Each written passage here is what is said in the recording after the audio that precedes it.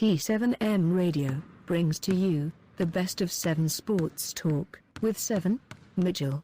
I didn't know he said that yesterday, but but to me, it's been clear these two don't really like each other. Even though all the stuff they say in the media to the contrary, it's like this ain't gonna work. And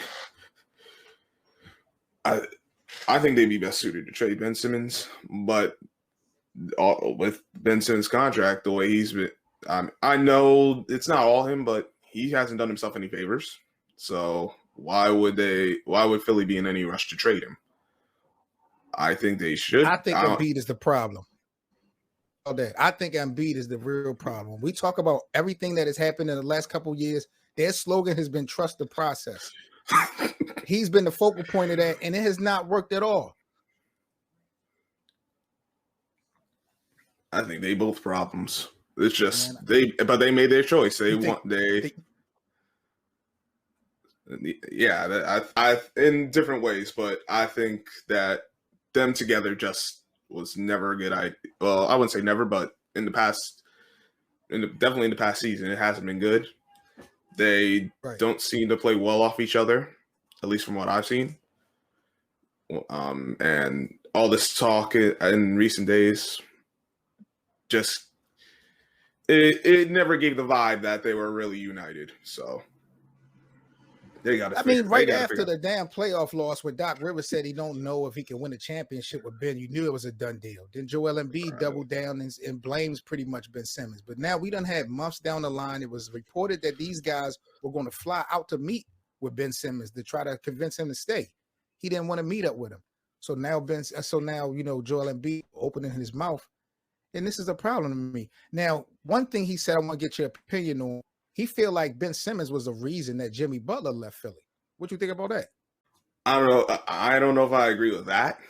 I don't think he was. I wouldn't say that Ben Simmons was the reason. I don't even know if I would say Joel Embiid is the reason.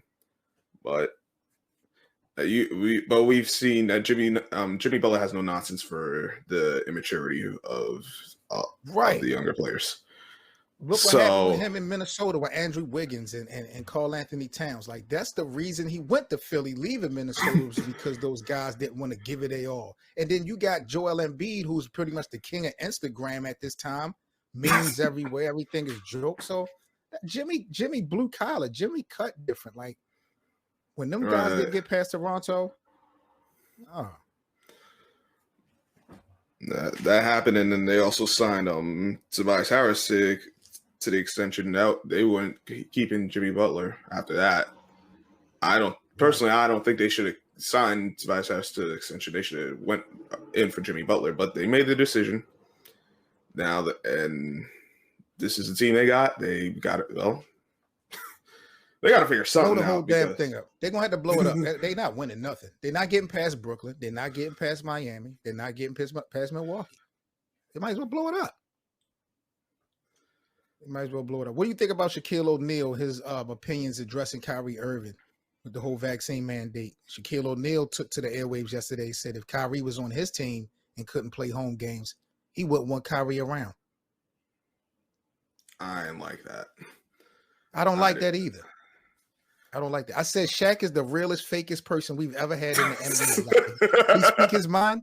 Like, he don't hesitate to speak his mind, but like some of the stuff he say be seen like it's trying to cater to people in higher power, like certain things like Stephen A. Smith do. Like, why are you gonna say this man you don't want him around when you know the real reason? This is not a selfish situation.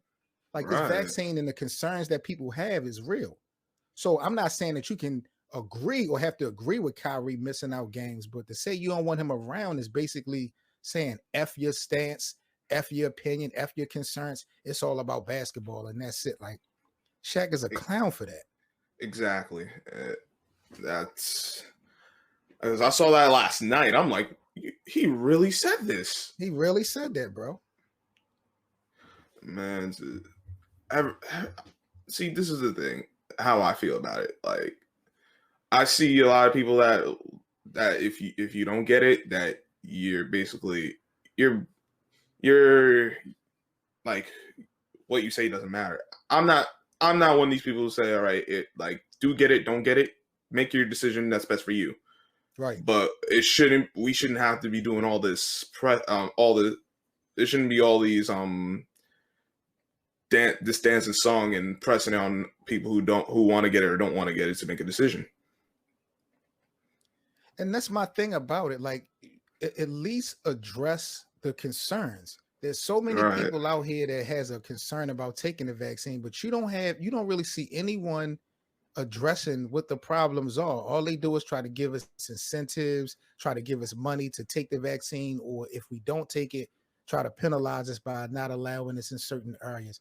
But the reasons and the concerns that people have for not taking it, you don't see anyone trying to make those questions answered and making this better. So to me, it's just a game. So I'm not knocking anyone who takes it. If you got to take it for your family, for your job, to pay your bills, do whatever you got to do situational. But I'm not judging someone who has a real valid concern. And I damn sure ain't going to try to play them like I don't want them around like they the cancer. Like, that's crazy. Right.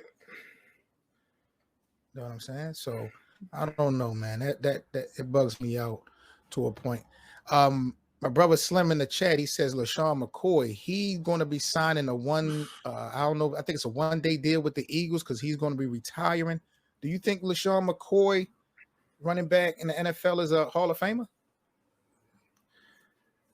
It's been a minute since LaShawn McCoy has like really been that guy.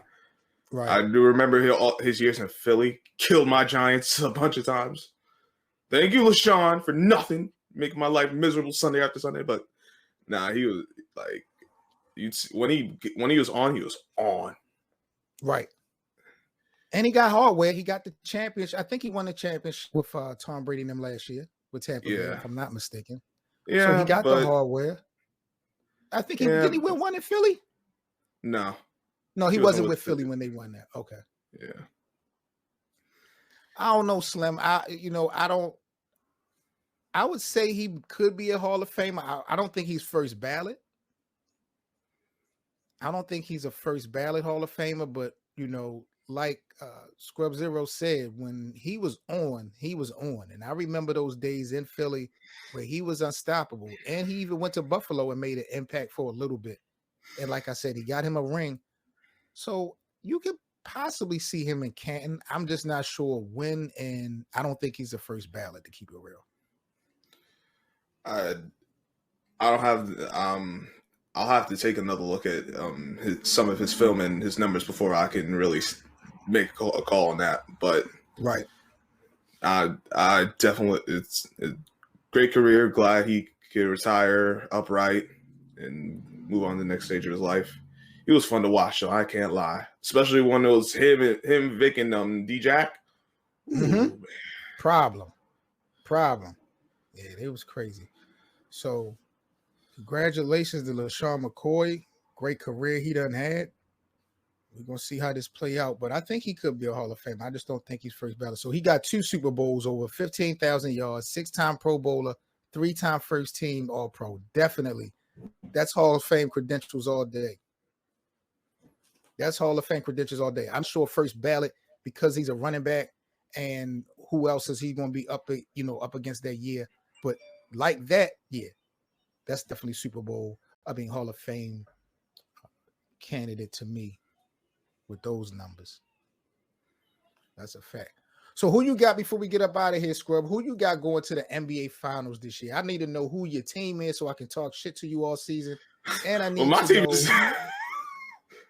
And I need to know who you got going to the finals. My team is the Knicks.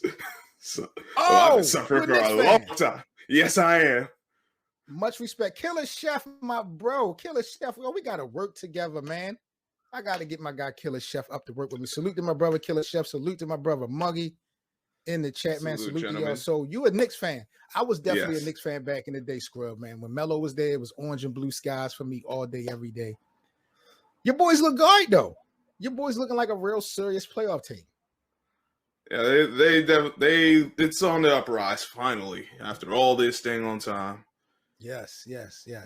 And it was reported from Scott Perry, the GM of the Knicks, a couple of days ago that everyone in the organization, they've been vaccinated.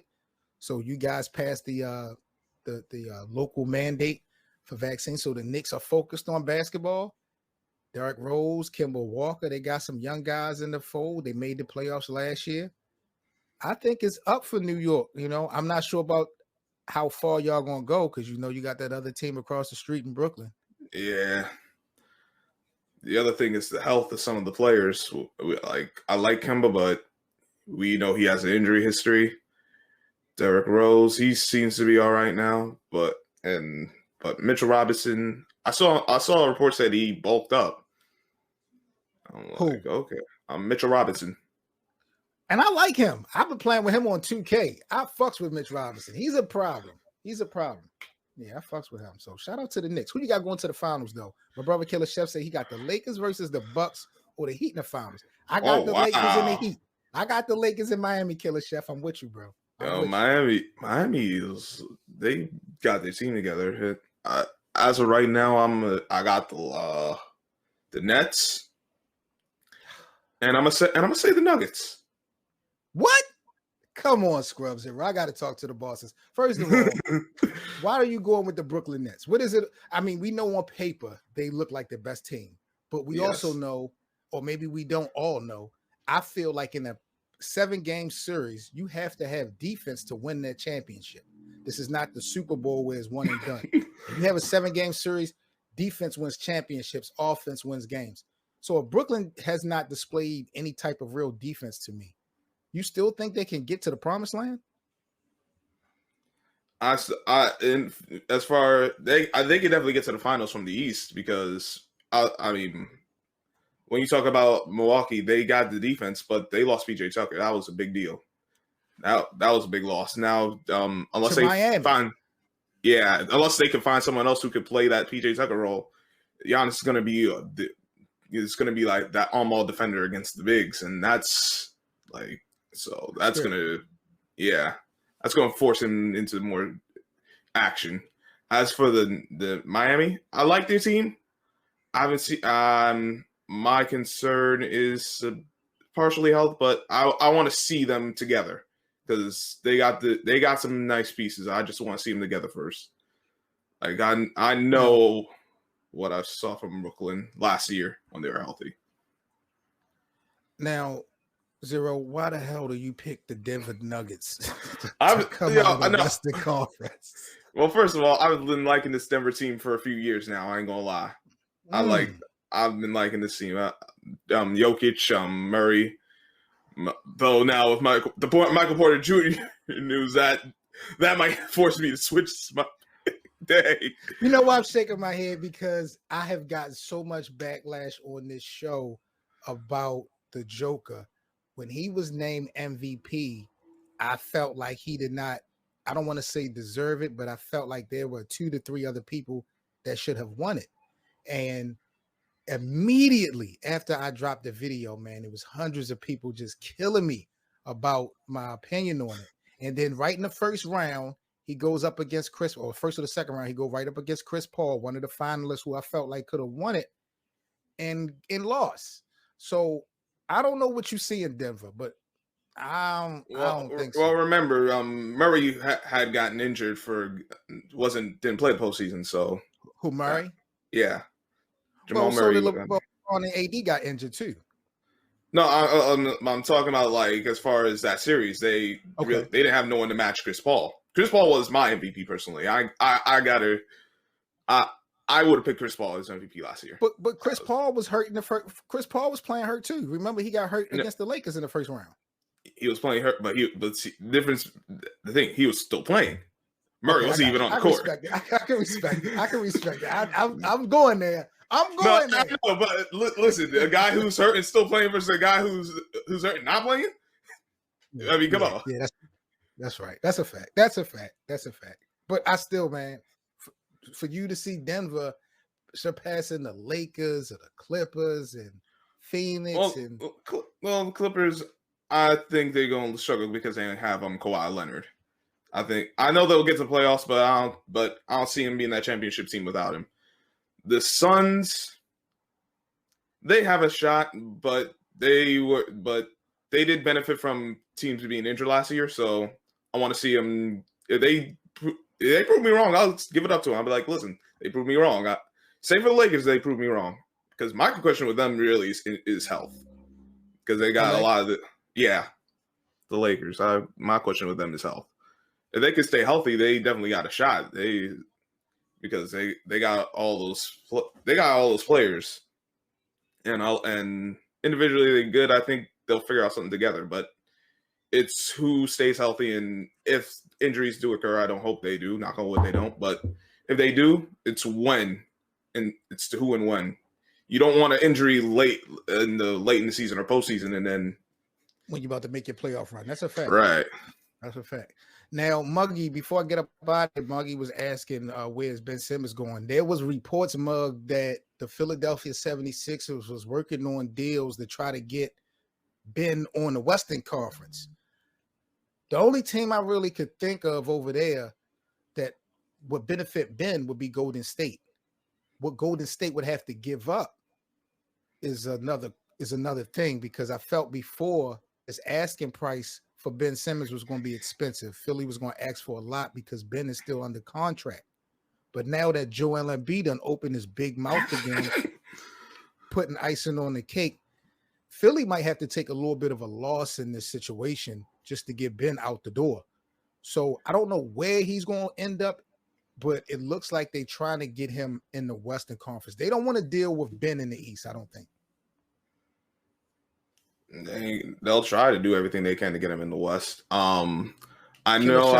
Killer Chef, you in my brain. Killer Chef is in my brain. Not to cut you off, my bad, but this is what I've been saying for the last month. Because I feel like Dame Lillard is going to wait until Kawhi gets healthy around Christmas time, and he's going to try to get out of Portland and go play him in PG. I've been saying Dame is going to go with the Clippers for the last month. Killer Chef in the chat says the Clippers need Dame Dash to compete with the Lakers. I just said, I've been saying this for a month. Watch that play, Killer Chef. I'm telling you, we're going to see how Portland start this thing off, because he already was iffy about staying. Now he act like he's so committed to play under Chauncey Billups. But we know Portland is not going to go anywhere. They don't have Melo anymore. CJ McCollum, he took Chris Paul's spot as the president of the NBA PA. So we don't know how focused CJ is going to be on the court. Dame don't have that many people playing with him in Portland, and there's not a lot of people that want to go to Portland to play with Dame. So I definitely can see. I don't give a shit what he say. I can see Dame definitely trying to figure out how to get to LA and play with Kawhi and them. I can see that happening. That would be interesting. It's going to be interesting to see how the Trailblazers start the season off. If they start off looking like a good team, or they end up being like a 500 team or below 500 team. That's what's going to make the decision. I think regardless of what Dame say right now, just like my bro said, the start of the season for Portland, I would give it a 10-game sample size. First 10 games, 10-15 should determine what impact they should have in the first half of the season.